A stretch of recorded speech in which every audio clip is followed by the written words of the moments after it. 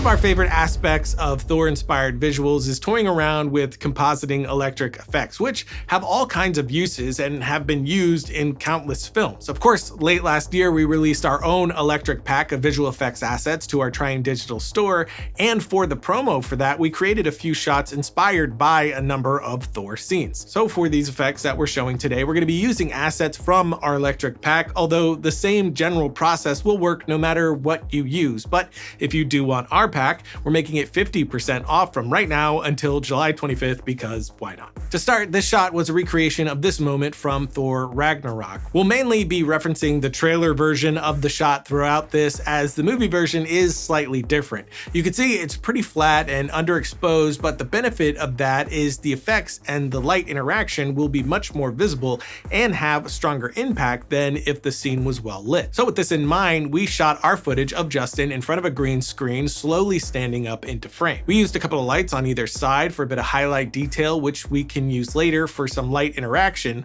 but other than that, we kept the front of him pretty low lit. In After Effects, we're going to drop the footage into a new comp. We'll start by creating a few null layers to use for some tracks. We wanted to add some glowing eyes, so we'll use the built-in motion tracker placed over an eye and track throughout the shot, then apply a null. We'll do the same for the other eye, and then for this particular effect, we also wanted a few other tracks of his face and body, such as shoulders, nose, or details like a collar or button for us to link the electricity and light interaction to later. Once we've applied each track to a null and renamed to match, we can key our footage. For this, we'll mask around Justin to isolate him and use the key light effect. We've colored key light in previous tutorials, but this is a very easy key, so we'll speed through, and we can use the advanced spill suppressor to despill any green. For the background, we're using this render we made for a different project a while ago, but thought it fit pretty well for a shot like this, and we can add the lens blur effect to knock it out of focus. Using a curves effect will really lower the brightness of Justin, both to closer match our environment and the low exposure of the original Thor shot. Then using another curves to alter the color slightly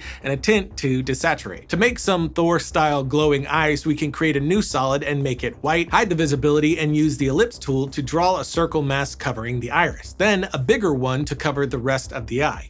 Use the pen tool to draw a third mask for the outer shape of the eye, re-enable visibility, and set the third mask to intersect. In the second mask dropdown, lower the opacity and then feather each mask. Changing the expansion of the second mask can alter the look, and you can change the first mask placement if you want your actor to look in a different direction. Link to the corresponding tracked null for that eye, enable motion blur, and set the blending mode to screen.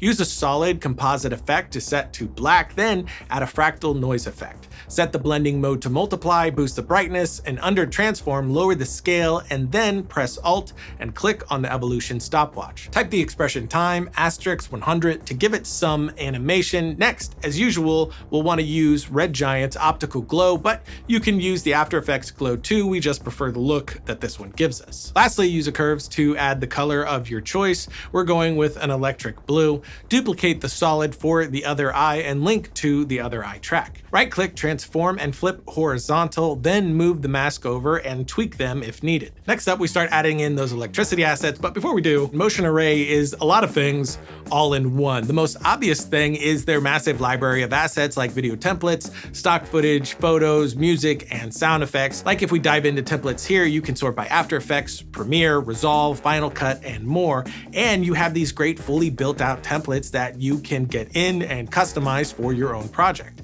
And you can filter down to find exactly what you need here, like look for just lower thirds, for example. And you'll find everything from a nice clean corporate look to more fun and creative ideas. Then you have presets for all kinds of different effects like color filters, light leaks, and glitches. Of course, we could search through all of this on the site easily enough, but they also have great extension panel for Premiere and After Effects. With this, you get a motion array panel right inside of Premiere that has all of their assets inside of it. So you don't need to open your browser at all. You shift through everything right here and easily try things out until you find the right one. Then download and import right here. Now that side of it is great, but there's still more that they've added in to make Motion Array incredibly cool. First are their plugins. This is a bunch of transitions and effects to use inside of Premiere. Download and install, then find them in your effects folder. Then you can just drag on like one of the many transition effects. Then you have something that I didn't expect, a great collaboration tool that comes with the subscription.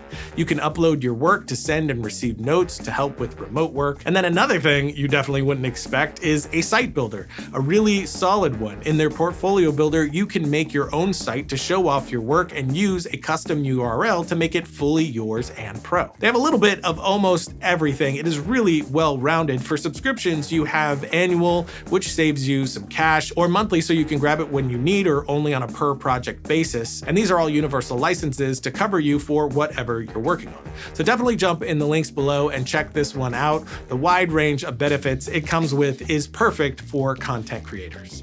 Logo. For the electricity in this shot, we're going to be using the arcs and extras categories. We have both a version of the pack with baked-in glows as well as a pack version without. For this tutorial, we're going to be using the version without the glows to give us more customization. We'll drop an asset into our comp and set the blending mode to screen. Use the anchor point tool to move the anchor to one of the electric contact points, change position, scale, and rotation how you like, and link to the closest tracked null for that area. In the original Thor shot, the electricity only lasted a few frames at a time for each strand, so we can trim the layer to match. You can either leave it to suddenly vanish when it cuts off like some of the originals do, or you can use a vector blur and keyframe the amount to increase over time the last couple of frames to make it thinner, as well as a curves effect, setting a keyframe and again moving to the last frame and darkening it to add a subtle transition before it cuts. You can also use a mask with some feather and keyframe that to move in the same direction of the electric flow.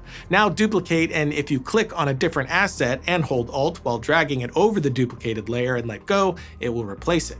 Move the anchor point again if needed and change a position, rotation, and scale to a different spot.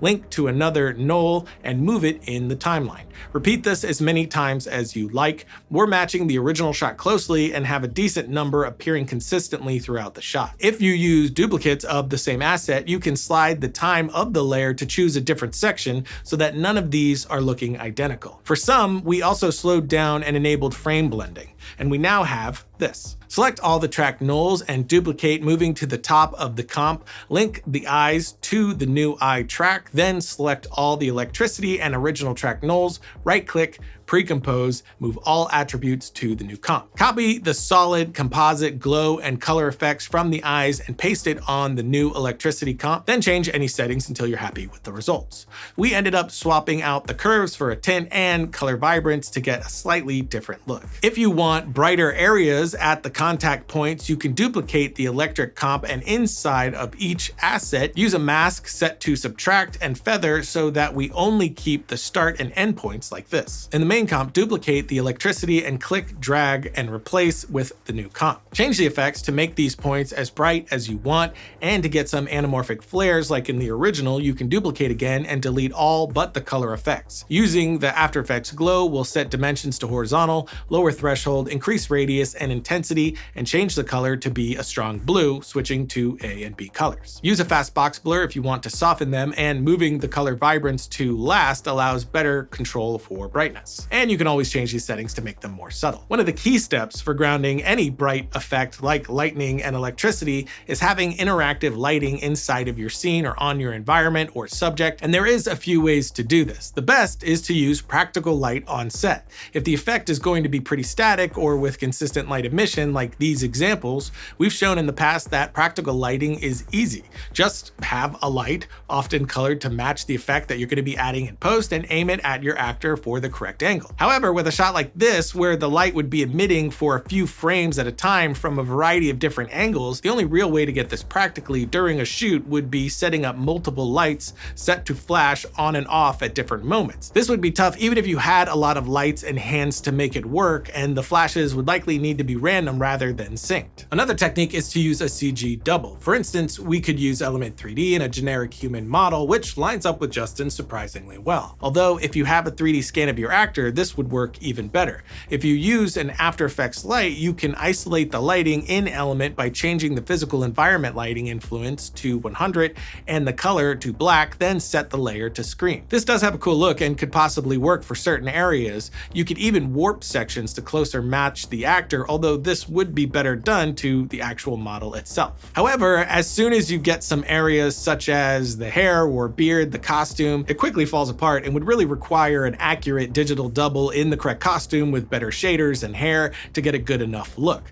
So instead, what we found best for this shot was to actually shoot a separate plate where we switched off all the lights in the studio, and using an iPhone flashlight, we lit Justin for all the different angles while he stood still. We could drop this light pass footage beneath the electricity comp, and we're going to focus on this asset first. We'll just drag the footage through the timeline until we find a moment where the practical lighting syncs up close enough to look like emission from the asset, and we can mask this area with a high feather. Set the blending mode to screen and reposition to closer line up with our main footage. Use a tint for some desaturation, a curves effect to crush the shadows and lift the highlights, and another to add our matching blue color, and we can use liquify to warp the areas to closer line up with our main footage.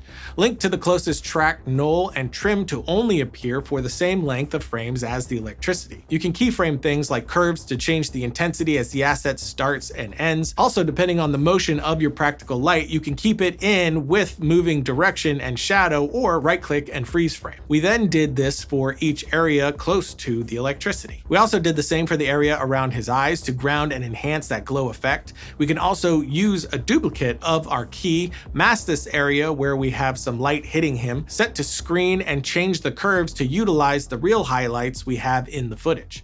This whole step is definitely a tedious process, but I definitely think it helps embed the effect more into the scene, and the benefits we are getting is full control over the strength of the light interaction as well as color if the look or design was to change in post. But eventually we have this. To complete it, we added an adjustment layer with some more blue tinted glow above everything, some lens stock footage, and a final grade giving us this. And as always, you can try different colors or assets to switch up the look. We use the same technique for this shot here. Once again, shooting the main plate, this time without a green screen, as well as a take using an iPhone at various angles and masking sections of the light pass to match our electric assets and crushing the contrast. Only this time crushing more as we couldn't block the ambient light in the room. Also, because of the movement of the fingers, we needed to keyframe the liquify frame by frame to match. But eventually we get this. If you're using CG objects or characters, it's a lot easier as you just use CG lights to match. We made this shot in Element 3D, and using spotlights, we can get precise positions, angles, and brightness to our liking, and then just trim or keyframe brightness to just the frames with our electricity visible, as well as the position to match the motion of the assets. For these shots in particular, we also use the lens stock asset, also included in our electric pack, to help emphasize the brightness of the effects, and it can also give a bit of a volumetric feel too. This shot was inspired by this moment in Thor Ragnarok, with electricity coming from him as he leaps through the sky. We first shot our base sky footage, and in our electric pack we also included a number of sky and cloud assets, which we set to screen and placed throughout the timeline in different positions in the sky to add some lightning flashes. The character is a 3D model, and we used a free stock clip of a flag blowing in the wind, which worked well as a cape. For the electricity, we used the Disperse 7 asset as the main and a combination of Disperse 6 and Impact 10 for additional elements to get this, then finished with glow, lens, and color effects. This slow motion shot, also obviously inspired by this awesome Thor Ragnarok moment, was done using Strand 7 asset slowed down, placed in line and direction of our character, and using an animated mask to isolate only the section behind him. Then use multiple duplicates moving throughout the timeline and changing the anchor to switch up the look for each one. One of the other benefits of using the assets without glow baked in is, instead of having it placed beneath the character layer,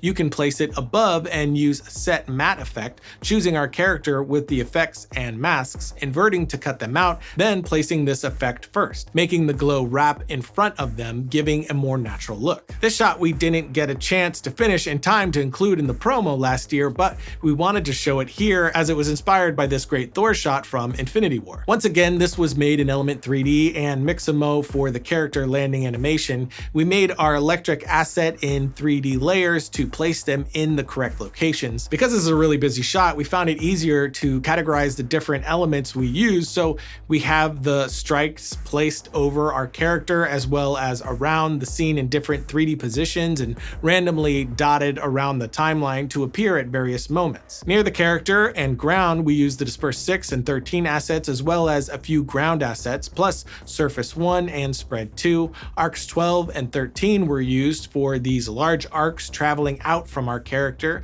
and we placed some more cloud flashes in the sky like before with the After Effects lights flashing at the same time on the distant environment, as well as spotlights tinted blue and keyframe to appear in sync with the strikes and arc assets for light interaction in the foreground. We also used some smoke assets, including ones from our smoke pack placed around the scene, and keyframed them to get brighter and more blue on certain frames to imply the electricity lighting up the atmosphere around it. As always, we finished up with some glow and lens effects, as well as some camera shakes this time, giving us this. And lastly, for the title, we used cluster 3 at the start and ground 5 assets for these accents on the title, as well as lens flashes 4 and 5 to fill out the frame. But there you have it, a few useful techniques that you can take to your own project. And if you do use our electric pack for any kind of work, we'd love to see it. So tag us on our socials, which you can find below. But that's it for today. If you aren't subscribed, consider doing so and hit the bell to be notified when we put up more content. And until next time, don't forget to write, shoot, edit, repeat.